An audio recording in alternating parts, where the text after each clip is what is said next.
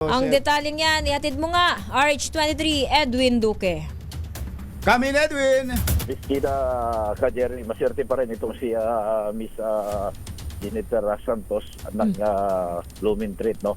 Dahil napitik ito ng Innova dito sa mismong gitna ng Monumento Circle na nagdulot ng mabigat ng daloy ng trapiko mula sa MacArthur Highway at yung nanggagaling naman ng Samson Road. Tumilapon itong biktima dahil yung gulong ng kanyang motorsiklo na kanyang sinasakyan ay kumalsok dito sa maroon na Innova. Yung nakabuntot naman na van ay agad napansin kaya na-preno, pero kunting-kunti na lang, Jerry. Nagasana itong babaeng nakamotor na patungo sana ng Valenzuela.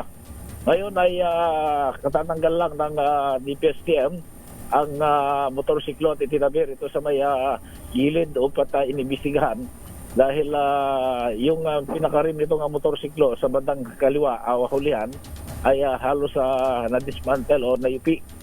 Kaya nagkakaroon ng investigasyon para malaman kung sino yung managot dahil halos nasa kulang kalating oras din nagdulot ng trapiko itong bahagi ng Monumental Circle sa Caloocan. Hindi na mabuting naka-helmet itong biktima. Kaya yung kanyang pagkakatilapon, pero iniinda niya yung kanang balikat dahil sa kanyang pagkakabagsak. Wala pa rin sa Monumental Circle, Edwin Duque nagulat sa Disa Rizona sa Pilipinas, una sa Pilipino. Thank you, Edwin.